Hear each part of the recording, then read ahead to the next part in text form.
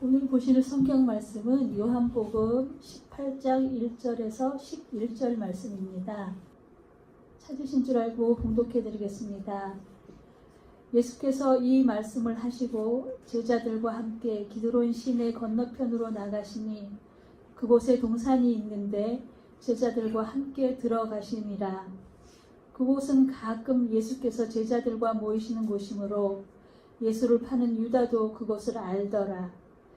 유다가 군대와 대제사장들과 바리새인들에게서 얻은 아랫사람들을 데리고 등과 횃불과 무기를 가지고 그리로 오는지라. 예수께서 그 당할 일을 다 아시고 나아가 이르시되 너희가 누구를 찾느냐? 대답하되 나사렛 예수라 하거늘 이르시되 내가 그니라 하시니라. 그를 파는 유다도 그들과 함께 섰더라. 예수께서 그들에게 내가 그니라 하실 때에 그들이 물러가서 땅에 엎드러지는지라. 이에 다시 누구를 찾느냐고 물으신데 그들이 말하되 나사렛 예수라 하거늘 예수께서 대답하시되 너희에게 내가 그니라 하였으니 나를 찾거든 이 사람들이 가는 것은 용납하라 하시니 이는 아버지께서 내게 주신 자 중에서 하나도 잃지 아니하였사옵나이다 하신 말씀을 응하게 하려 함이러라. 이에 시몬 베드로가 칼을 가졌는데 그것을 빼어 대제사장의 종을 쳐서 오른편 귀를 베어버리니 그 종의 이름은 말고라. 예수께서 베드로더러 이르시되 칼을 칼집에 꽂으라. 아버지께서 주신 잔을 내가 마시지 아니하겠느냐 하시니라. 지금은 사순절 기간입니다. 사순절 기간을 맞이하며 오늘부터는 그 예수님의 고난에 대해서 생각하고 또 함께 고난 가운데 우리가 해야 될 기도에 대해서 생각해 보고자 합니다. 시리아의 전설 중에 이런 이야기가 나옵니다. 어느 마을에 사냥꾼이 있었습니다. 하루는 외아들을 데리고 사냥을 하러 나갔는데 그날따라 이상하게 단 한 마리의 토끼조차 보이지 않는 것이었습니다. 그래서 저녁 때가 되어 그만 돌아오려 하는데 갑자기 눈앞에 덜수의 무리가 달려가는 것이 보였습니다. 사냥꾼은 아들을 그 자리에 있게 하고 본능적으로 덜수의 무리를 쫓기 시작하였습니다. 하지만 쫓다 보니 덜수의 무리가 어느 순간 어디론가 사라져버리고 한 마리도 보이지 않는 것이었습니다. 사냥꾼은 이상하게 생각하며 아들이 있는 곳으로 얼른 돌아왔으나 아들은 사라지고 주변에 핏자국만 남아있었습니다. 사냥꾼은 그 핏자국을 따라 골짜기로 들어갔습니다. 그러자 멀리 굴이 보이는데 전설의 흔히 나오는 마녀가 그곳에서 춤을 추고 있었습니다. 사냥꾼은 즉감적으로 활을 쏘아 단 한 방에 그 마녀를 쓰러뜨리고 그곳에서 아들을 찾게 되었습니다. 하지만 그 아들은 이미 죽어있는 상태였습니다. 사냥꾼은 아들의 시체를 옷으로 꼭 싸가지고 집으로 돌아왔습니다. 그가 집에 다다랐을 때 하루 종일 기다리던 아내가 달리 나왔습니다. 이때 사냥꾼은 아무 소리도 하지 아니하고 아내에게 진지하게 말했습니다. 여보, 오늘 정말 신기한 짐승을 잡았어. 이것을 요리해서 먹으면 영원히 산다고 하는 짐승이요. 그런데 한 가지 조건이 있어. 그것은 근심과 걱정이 한 번도 없었던 집에서 냄비를 빌려다가 요리를 해야만 한다는 것이요. 그러자 아내는 그 신기한 일들을 경험하고자 냄비를 빌리려고 온 동네를 뛰어다녔습니다. 하지만 아내는 결국 빈손으로 돌아왔습니다. 결국 아내는 그 남편에게 이렇게 말했습니다. 우리 동네에는 근심과 걱정이 단 한 번도 없었던 집은 하나도 없다이다. 이때 사냥꾼 남편은 아내에게 이렇게 말했습니다. 그렇소. 오늘은 그 모든 사람이 겪었던 괴로움과 고난을 우리가 겪어야 할 차례요. 라고 말하면서 외아들의 시체를 아내에게 보여주었다는 이야기입니다. 사람들은 괴로움과 고난과 슬픔이 찾아오면 왜 나만 겪는 괴로움이냐고 불평을 합니다. 그리고 어떤 사람들은 왜 나만 겪는 고난이냐고 슬픔이냐고 원망을 하기도 합니다. 하지만 시리아의 전설에 나오는 이야기처럼 세상에 근심과 걱정, 괴로움과 고난, 슬픔이 없는 사람은 단 한 사람도 없는 것입니다. 모든 사람이 다소간의 차이는 있지만 근심과 걱정을 안고 살아갑니다. 괴로움과 고난과 슬픔을 안고 살아갑니다. 그래서 성경은 욥기 5장 7절의 말씀에서 인생은 고난을 위하여 난다니 불티가 위로 나름 같으니라고 가르쳐주고 있습니다. 다시 말하면 모든 불태가 반드시 위로 올라가는 것처럼 모든 사람들에게는 반드시 고난이 다 있다는 말씀인 것입니다. 또 어떤 사람들은 믿음이 좋은 사람, 아주 경건한 사람들에게는 이러한 근심과 걱정, 괴로움과 고난과 슬픔이 없겠지라고 생각합니다. 그래서 이러한 근심과 걱정, 괴로움과 고난, 슬픔이 있다면 믿음이 좋지 않거나 저 사람이 경건하게 살지 않았기 때문일 거야 라고 생각하기도 하는 것입니다. 하지만 성경은 믿음이 좋다 하여 근심과 걱정이 없다거나 아주 경건하다고 하여 괴로움과 고난과 슬픔이 없다고 가르쳐 주지는 않습니다. 성경은 오히려 그 반대로 가르쳐 주지요. 빌립보서 1장 29절의 말씀에서 성경은 그리스도를 위하여 너희에게 은혜를 주신 것은 다만 그를 믿을 뿐 아니라 또한 그를 위하여 고난도 받게 하려 함이라고 기록해 주고 있습니다. 그리고 디모데후서 3장 12절의 말씀에서는 무릇 그리스도 예수 안에서 경건하게 살고자 하는 자는 핍박을 받으리라고 오히려 말해줍니다. 이처럼 성경은 믿음을 가진 사람, 경건한 성도들에게는 고난과 핍박이 선택이 아니라 오히려 필수라고 가르쳐주고 있습니다. 믿음으로 살고자 하기 때문에 고난이 있고 경건하게 살고자 하기 때문에 핍박이 따른다는 것입니다. 실제로 성경에 나오는 인물들 가운데 믿음이 좋은 사람들 치고 고난이 없었던 사람은 한 사람도 없습니다.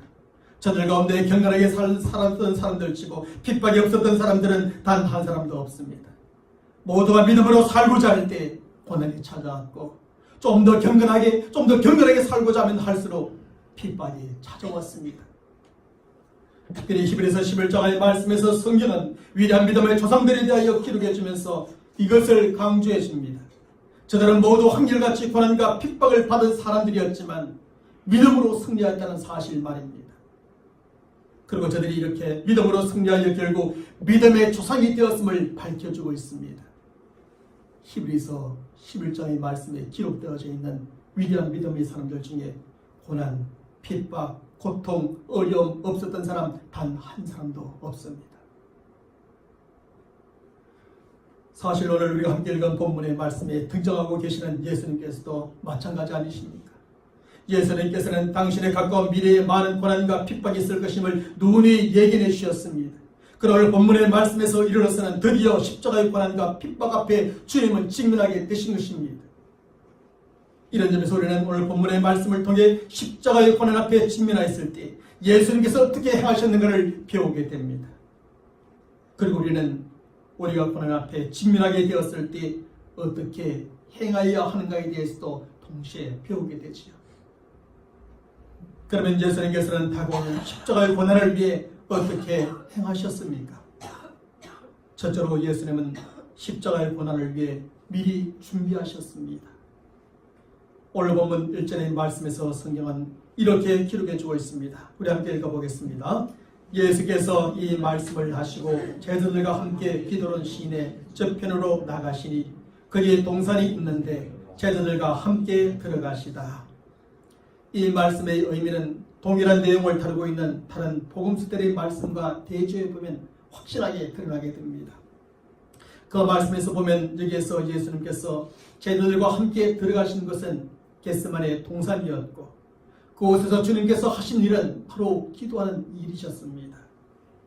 예수님은 곧 다가올 십자가의 고난을 위해 미로의 기도로 겟세마네 동산에 올라가 준비하셨다는 것입니다.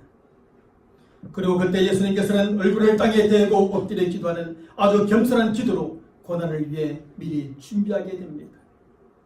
땀이 땅에 떨어져 핏방울같이 되도록 간절한 기도로 주님께서는 고난을 미리 준비하게 됩니다. 뿐만 아니라 예수님께서는 고난으로 인해 시험에 들지 않도록 기도로 미리 준비하게 됩니다.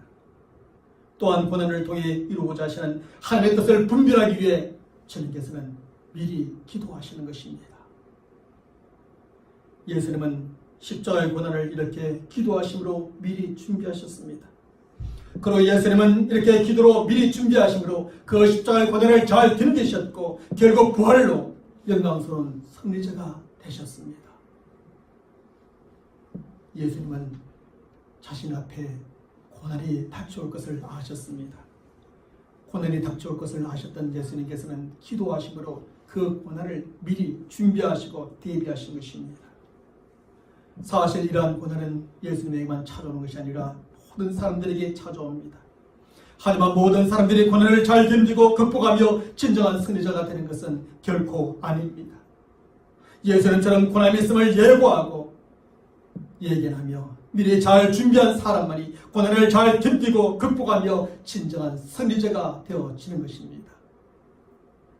특별히 고난은 기도로 미리 준비할 수 있는 것임을 주님은 우리에게 가르쳐 주십니다. 사실 고난 중에 오히려 하나님의 능력을 체험할 수 있는 중요한 방편이 있는데 그것은 믿음과 기도입니다. 우리는 믿음으로 고난을 대비하고 우리는 기도로 고난을 대비할 수 있습니다. 그런데 믿음과 기도의 서로 다른 특징이 무엇인 줄 아십니까? 믿음은 쌓아놓고 쓸 수 없는 것이지만 기도는 쌓아놓고 쓸 수 있다는 것입니다. 믿음은 고난이 닥쳐왔을 때 그때 필요한 것입니다. 그러나 고난이 닥쳐오기 전 기도는 지금 쌓아두면 고난을 닥쳤을 때 우리는 그 기도로 그 고난을 이겨낼 수 있게 되는 것입니다. 그래서 우리는 모든 사람들에게 찾아오는 고난을 위해 기도로 미리 준비할 수 있는 것입니다. 기도를 쌓아두고 또 쌓아둠으로 미리 준비할 수 있는 것입니다. 그러므로 우리는 오늘 기도하고 또 기도함으로 내일 우리 인생 가운데 다가올 수 있는 고난을 미리 준비하고 대비하는 지혜로운 성도들이 되어야 할 줄로 믿습니다. 주님께서 겟세마네 동산에서 그렇게 준비하고 또 준비하심으로 십자가의 고난을 대비하셨던 것처럼 말입니다. 둘째로 예수님은 십자가의 고난을 정면으로 맞이하셨습니다. 예수님은 겟세마네 동산에서의 기도를 모두 마친 뒤 한 가지 분명한 사실을 깨닫게 되었습니다. 그것은 예수님께서 십자가를 치시는 것은 하나님의 뜻이요 따라서 십자가는 반드시 감당해야 될 주님의 고난이었다는 사실이었습니다. 사실 예수님께서도 십자가의 고난의 잔이 예수님께서 지나가기를 간절히 바라며 이 잔을 내게서 지나가게 해달라고 기도하셨습니다. 그리고 3번씩이나 하나님 앞에 나아가 똑같은 기도의 장으로 기도하고 또 기도하셨습니다. 주님에게도 그 십자가의 고난의 잔은 그렇게 힘들고 어려운 것이었습니다. 그렇게 고통스러운 것이었습니다. 하지만 하나님께서는 허락하지 않으시고 그 잔을 반드시 마셔야 하고 십자가를 반드시 내가 져야 한다고 말씀하신 겁니다. 이런 사실을 모두 확인하신 예수님은 당신을 잡으러 오는 사람들을 피하거나 도망가지 않았습니다. 오늘 보면 4절 이하의 말씀에 보면 그 당할 일을 다 아시고도 저들을 앞으로 당당하게 나아가셨습니다. 그리고 너희가 누구를 찾느냐고 물으시면서 내가 바로 너희가 찾는 나사렛 예수라고 답하시며 정면으로 맞이하셨던 겁니다. 예수님께서 걸어가야 할 그 길이 십자가의 길이요 고난의 길임을 이미 잘 알고 있었습니다. 그럼에도 불구하고 그 길이 하나님의 뜻하시는 길인 줄 알았기 때문에 피하거나 도망하지 않으셨던 겁니다. 충분히 피할 길도 있었고 도망갈 길도 있었고 시간도 충분했습니다. 그러나 주님은 그렇게 피하거나 도망하지 않았습니다. 오히려 그 십자가의 길, 고난의 길을 정면으로 맞이하셨습니다. 그리고 그 길을 정면으로 통과함으로 결국 승리자여 영광의 자리에 이르게 되신 것입니다. 사실 사람으로서 우리 모두 앞에도 다양한 고난이 닥쳐옵니다. 그때 어떤 고난은 피할 수 있는 고난이 있는데 그런 고난은 피하는 것이 가장 좋지요. 또 어떤 고난은 돌아갈 수 있는 것이 있는데 그런 고난은 그냥 돌아가는 것이 또한 좋은 것입니다. 하지만 어떤 고난은 피할 수 없고 결코 돌아갈 수 없는 고난이 우리 앞에 찾아올 때가 있습니다. 신앙의 문제, 진리의 문제, 바람의 문제, 정의의 문제와 같은 부분에 있어서는 우리가 결코 피할 수 없고 돌아갈 수 없습니다. 그러므로 그런 고난은 우리가 피하거나 돌아가지 말고 예수님처럼 반드시 정면으로 맞이해야 합니다. 그리고 그 고난을 정면으로 통과해야 하죠. 왜냐하면 그렇게 고난을 통과해야만 결국 승리의 자리요 영광의 자리에 이르는 고난이기 때문인 것입니다. 바로 이 점에서 우리는 우리에게 닥쳐오는 고난의 성격과 하나님의 뜻을 먼저 잘 분별할 필요가 있습니다. 우리 앞에 어떤 고난의 문제가 찾아왔을 때 이 고난을 통하여 주시고 하시는 하나님의 그 뜻이 무엇인지 그것을 먼저 분별할 필요가 있는 것이지. 그러고 난 다음에 그 성격과 하나님의 뜻에 맞게 고난을 잘 대처해야 합니다. 피해도 되는 고난이면 피한 것이 좋고요. 돌아갈 고난이면 돌아가는 것이 좋고요. 그러나 피할 수 없고 돌아갈 수 없는 그 고난일 때는 정면으로 맞이함으로 그 고난을 이겨낼 때에 우리는 결국 승리자의 자리요 영광의 자리에 이르는 우리의 성도들이 될 줄로 믿습니다. 셋째로 예수님은 십자가의 고난을 통해 목적을 이루셨습니다. 오늘 본문의 말씀에서 유다는 배신함으로써 자신의 목적을 이루고자 했습니다. 그것은 자신의 배신으로 이스라엘 나라를 회복시키고자 하는 자신의 기대를 무너뜨린 예수님의 마음을 고통스럽게 하는 것이었습니다.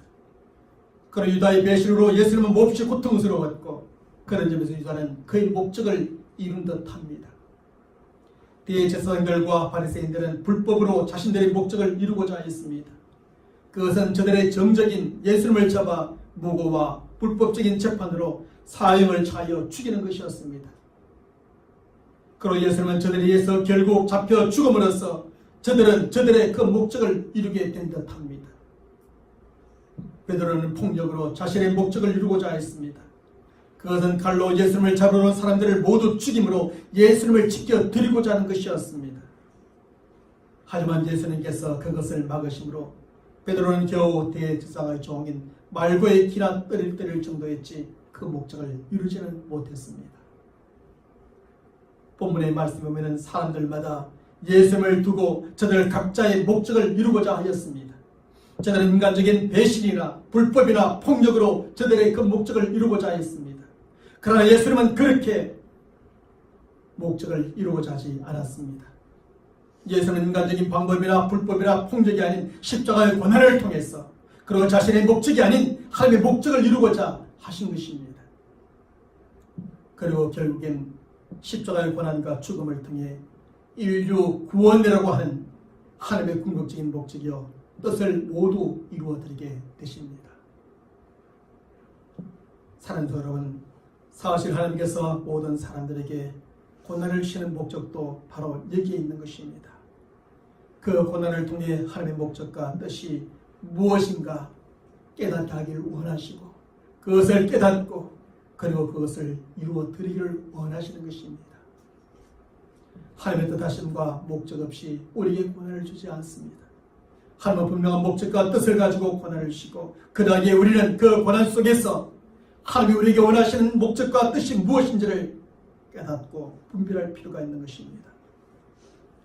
바로 이런 점에서 우리는 오직 우리에게 닥쳐오는 고난 자체에만 집중하지 말아야 합니다.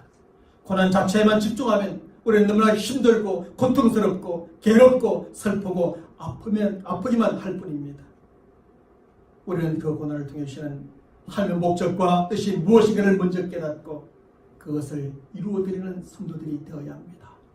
그러면 그 고난을 통해 주시는 하나님의 은혜와 축복하심이 그 목적을 이룸과 함께 우리에게는 풍성하게 드러나게 되는 것입니다.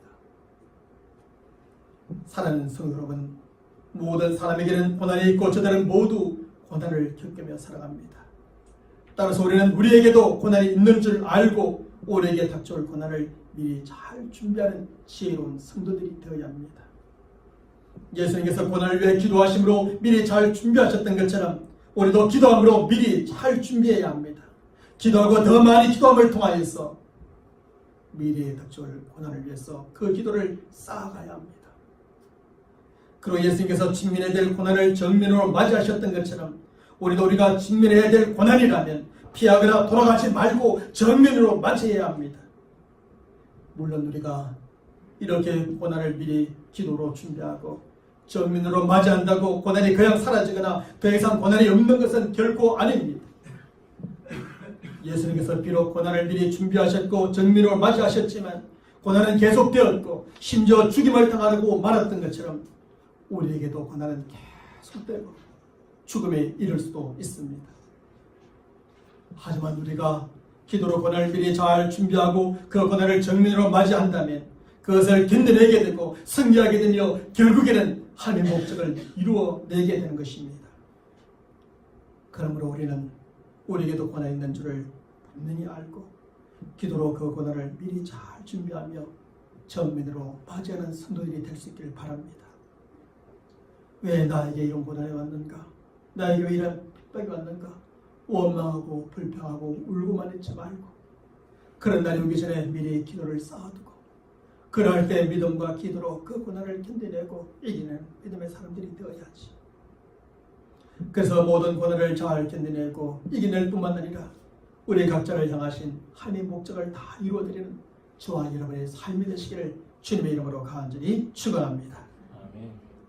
특별히 오늘 본문의 말씀에서 성경은 우리가 기도하지 않으면 어떻게 되는가에 대하여 베드로의 사례를 통하여 잘 가르쳐주고 있습니다. 사실 베드로는 예수님의 첫 번째 제자여 수제자로 부름을 받을 만큼 예수님의 사랑과 인정을 받은 제자이었죠. 그는 마태복음 16장 16절의 말씀에서 예수님에 대하여 주는 그리스도시요 살아계신 하나님의 아들이시니라고 신앙을 고백하므로 예수님께 최상의 칭찬과 축복을 보장받은 제자가 되었습니다. 그는 제자들의 배신에 대한 예수님의 말씀을 들었을 때 다 주를 버릴지라도 나는 언제든지 버리지 않겠나이다 라고 하므로 그의 강한 믿음, 의지, 결심을, 신념을 보여주기도 하였습니다. 또한 그는 칼을 빼서 대제사장 종 말고의 길을 떨을 정도로 목숨을 걸고 예수님을 지키고자 하였던 사람이기도 합니다. 하지만 오늘 본문의 말씀에 나오고 있는 베드로의 모습은 전혀 다릅니다. 오늘 읽었던 본문 후에 나오는 말씀에 보면 그가 그렇게 믿고 의지했던 예수님께서 붙잡히자 그는 그만 두려움에 빠져버리고 시험에 들고 말았습니다.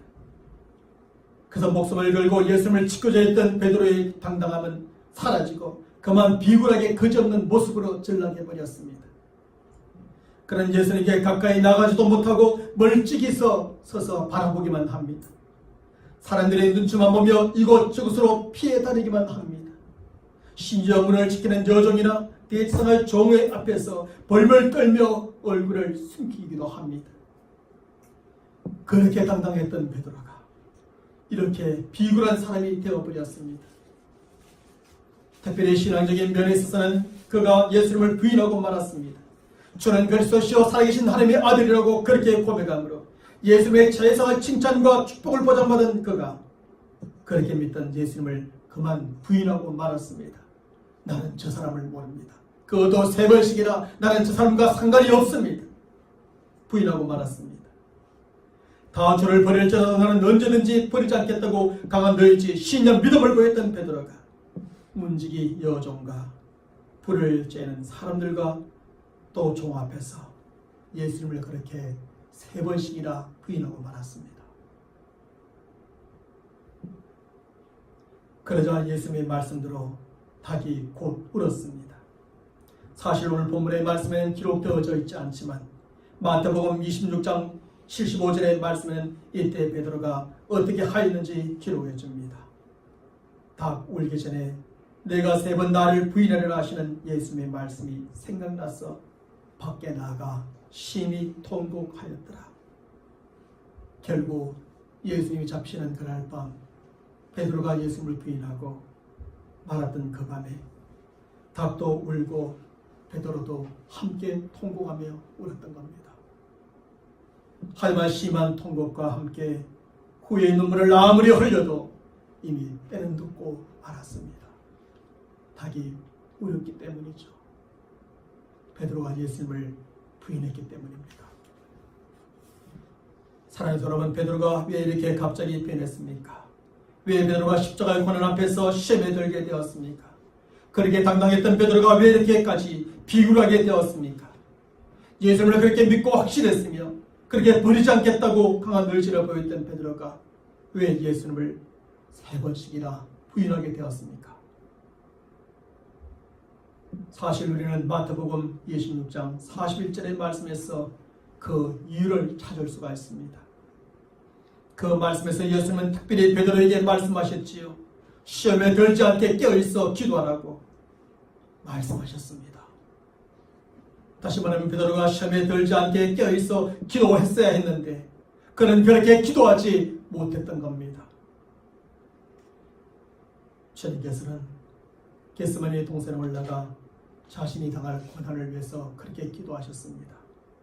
그리고 베드로에게 너에게도 고난이 닥칠 것이니 너도 기도로 준비하라고 말씀하셨는데 베드로는 기도하지 않았던 겁니다. 그래서 그는 고난의 때에 시험에 들었고 작은 조종 앞에서도 비굴해졌으며 예수님을 부인하게 되었던 것입니다.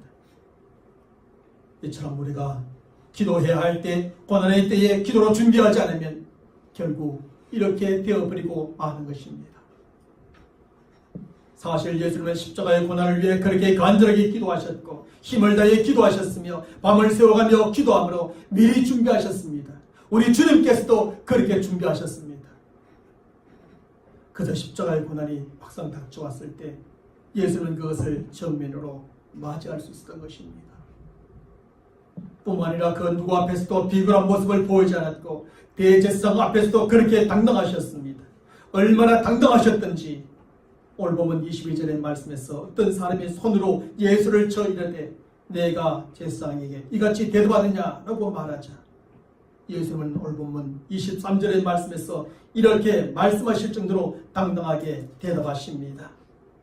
내가 말을 잘못하였으면 그 잘못한 것을 정언하라. 바른 말을 하였으면 내가 어찌하여 나를 치느냐. 당당하게 대응하신 것입니다. 그리고 예수님은 자신이 누구인가를 결코 부인하지 않았습니다. 이미 모든 사람들 앞에서 자신이 메시아임을 말씀하셨고 오늘도 대제사장 앞에서 변함없이 그렇게 자신을 고백합니다. 그래 예수는 십자가의 고난을 통과하게 되지만 그 고난 가운데서 결국 승리자의 자리요 영광의 자리에 이르게 되는 것입니다. 인류 구원이라고 하시는 하나님의 목적과 뜻을 온전히 다 이루어드린 메시아가 되어지는 겁니다. 사랑하는 성도 여러분, 우리는 기도할 때 기도해야 합니다. 그 때가 지나고 나면 기도하고 싶어도 더 이상 기도할 수 없을 때가 오고야 마는 것입니다. 베드로처럼 말입니다. 닭이 울고 난 다음에 더 이상 기도가 필요 없습니다. 주님을 부인하고 난 다음에 더 이상 기도가 필요 없습니다. 준비 기도는 그 전에 해야 합니다. 기도는 그 전에 충분히 쌓아둬야 합니다. 그러므로 우리는 기도하러 가를 때 그 때를 놓치지 말고 기도해야 합니다. 고난의 때가 반드시 온다는 사실을 예견하고 기도를 미리 준비하며 가능하면 더 많은 기도를 함을 통하여 쌓아두고 또 쌓아두어야 합니다. 그러면 고난의 때에 그 쌓아놓은 기도의 힘과 능력으로 시험에 들지 않게 되고 비굴하지 않게 되고 신앙을 부인하지 않게 되는 겁니다. 뿐만 아니라 고난을 잘 이겨내고 하나님의 목적과 뜻을 다 이루며 승리의 자리요 영광의 자리에 이르게 되는 겁니다.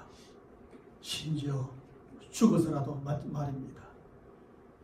수많은 선교자들이 기도하고 그 고난의 때를 준비하고 그 고난의 정면을 맞이함을 통하여서 결국 죽었지만 저들은 죽음으로써 결국 승리요 영광의 자리에 이르렀던 겁니다.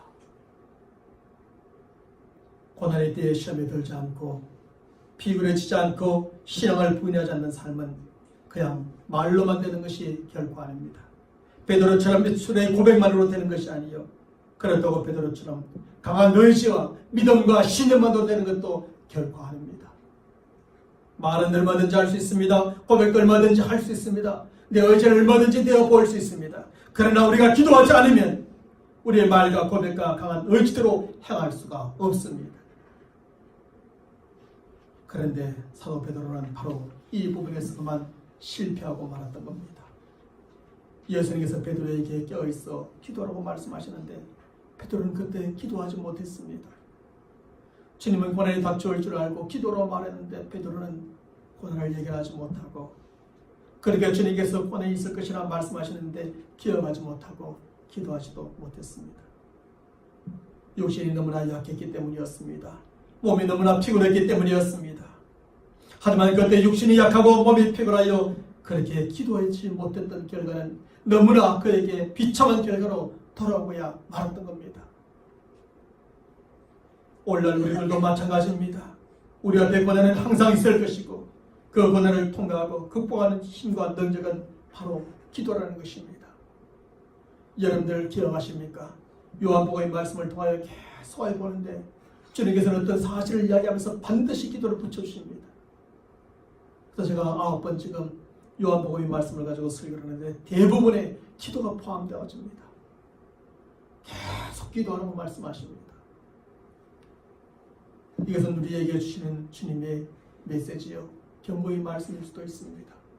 주님은 베드로에게 그렇게 기도하라고 말씀하셨는데 베드로가 기도하지 않음을 통하여서 이런 비참한 결과를 맞이했던 것처럼 지금 우리에게 기도하라고 계속적으로 말씀하시는데 기도의 필요성을 능력을 깨닫지 못하고 그저 내 힘으로 내 능력으로 지금은 편안하니까 괜찮으니까 내일도 괜찮을 것이고 모레도 편안할 것이다 생각하면서 기도하지 않는다면 우리의 내일은 우리의 미래는 어떻게 될지 모릅니다.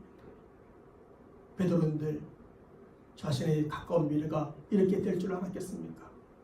이렇게 비참하게 될 줄 알았겠습니까? 그의 말대로 될 줄 알았죠. 그의 고백대로 될 줄 알았죠. 그의 결심대로 의지대로 될 줄 알았죠. 그러나 그렇게 되지 않았던 겁니다. 그러므로 우리는 기도해야 합니다. 우리가 기도하지 않으면 그 고난의 때에 그만 시험에 들게 됩니다. 기도가 약한 교회, 기도가 끊어진 가정, 기도하지 않는 성도가 고난의 때를 견디지 못하고 쉽게 시험에 들고 마는 겁니다. 그래서 여러 가지 문제들이 생기고 어려움과 고난과 시끄러운 일들이 생겨지게 되죠. 하지만 기도하는 교회나 가정이나 성도는 고난의 때가 찾아와도 쉽게 시험에 들지 않습니다. 오히려 그 고난의 때를 잘 견디고 시험을 극복하게 됩니다. 고난은 똑같이 찾아옵니다. 핍박도 똑같이 찾아옵니다. 그런데 기도하는 사람은 그 고난을 견디내며 이겨내게 되지만 기도하지 않는 사람은 그렇지 않습니다. 늘 패배하게 되고요. 늘 실패하게 되고요. 좌절하게 되죠. 또한 우리가 기도하지 않으면 그 고난의 뒤에 비굴하게 되고 마는 겁니다. 왜냐하면 기도하지 않는 사람은 그 고난의 뒤에 의지할 곳이 없기 때문입니다. 그 항상 두려움과 염려 가운데 빠져버리고 맙니다. 누구 앞에서든지 괜히 기가 죽고 비굴해지고 마는 겁니다. 하지만 평상시에 기도를 미리 쌓아두면 그 기도는 고난의 때의 힘과 능력이요 든든한 우리의 배경이 되어지는 겁니다. 그래서 기도하는 사람은 두려워하거나 염려하기보다 평안함을 누리게 됩니다. 누구 앞에서라도 기가 죽지 않고 비굴하지 않게 되어지는 겁니다. 그래서 기도를 쌓아두는 것이 그렇게 중요합니다. 기도하면 기도로 끝이 아니라 우리가 기도하는 대상이십니다. 하나님께서 우리의 백그라운드가 되어주시기 때문입니다. 그래서 더 단단해지죠. 내가 기도하면 그분께서 응답해 주시고 이 고난 가운데 나를 지켜주실 것이고 나를 인도해 줄 것이고 결국 승리의 자리로 나를 이끌어 주시라는 그 믿음 가지고 기도하면 우리는 고난 중에도 든든함과 평안을 누리면서 그것을 견뎌내고 이겨나갈 수 있게 되는 겁니다. 그리고 우리가 기도하지 않으면 그 고난의 때에 그만 부인하게 됩니다. 굳건한 믿음과 신앙이 없는 사람들은 고난의 때에 쉽게 그 믿음과 신앙을 부인하게 되지요. 그런데 이런 믿음과 신앙을 굳세게 하는 것 중에 하나가 바로 기도입니다. 그러므로 평상시에 기도로 고난의 때를 준비하지 않은 사람은 그때 쉽게 그 믿음과 신앙을 그만 부인하고 마는 겁니다. 조금만 힘들어도 신앙을 포기합니다. 조금만 어려워도 믿음을 포기합니다. 교회를 떠나고 주님을 떠나버리고 마는 겁니다. 하지만 평상시에 항상 깨어있어 기도로 준비해두면 어떤 고난의 때에도 그 믿음과 신앙을 쉽게 부인하지 않게 됩니다. 그래서 예수님은 그 고난의 때를 예견하시고 기도로 준비했을 뿐만 아니라 베드로에게도 깨어있어 기도하라고 말씀하시며 오늘 우리들에게도 주님께서는 모범을 보여주시면서 깨어 기도하라고 말씀하고 계시는 것입니다. 그러므로 우리는 베드로처럼 육신이 약하다고 기도를 쉬어서는 안 됩니다. 몸이 피곤하다고 기도를 쉬어서도 안 됩니다. 시간이 부족하다고 바쁘다고 기도를 쉬어서도 안 됩니다. 우리 믿음의 사람들은 기도해야 합니다. 기도의 필요성과 능력을 잘 알고 있었던 마틴 루터는 이렇게 우리에게 도전해 줍니다. 내가 전에는 매일 1시간씩 기도하였지만 지금은 너무나 바빠서 매일 3시간씩 기도한다고 말합니다. 마틴 루터는 바쁘면 바쁠수록 더욱더 기도했다는 겁니다. 피곤하면 피곤할수록, 또 육신이 약하면 약할수록, 시간이 부족하면 부족할수록 더욱더 기도해야 된다는 사실을 우리에게 가르쳐 줍니다. 그러므로 우리도 약하고 피곤할수록, 시간이 부족하고 바쁠수록 더욱더 많이 기도하는 성도들이 되어야 합니다. 꼭 교회에 나와서 기도하지 않아도 좋습니다. 꼭 무릎을 꿇고 하나님을 향해서 형식을 갖추고 기도하지 않아도 좋습니다. 살아가는 삶의 현장 가운데서 하나님 앞에 끊임없이 기도하며 살아갈 수 있기를 바랍니다. 사람들에게 말이 많아기보다 하나님께 더 많은 말을 하면서 살아가시기 바랍니다. 바로 이것이 고난의 때에도 시험에 들지 않는 방법인 것입니다. 그 누구 앞에서도 당당하게 살아가는 비결이요, 그 어떤 상황 속에서도 우리의 믿음과 신앙을 부인하지 않는 길인 줄로 믿으시길 바랍니다. 주님께서 베드로에게 경고하시며 말씀하셨던 것을 기억하고 오늘 저와 여러분들에게 경고하시며 말씀하신 것으로 믿음으로 받으시길 바랍니다. 다른 사람에게 받들만 하지 마시고 우리 스스로가 우리 자신에게 이 말씀을 받으시고 주님의 말씀을 따라 주의 모범을 따라 더욱더 많은 기도를 쌓아가는 우리 모두가 되시기를 주님의 이름으로 간절히 축원합니다.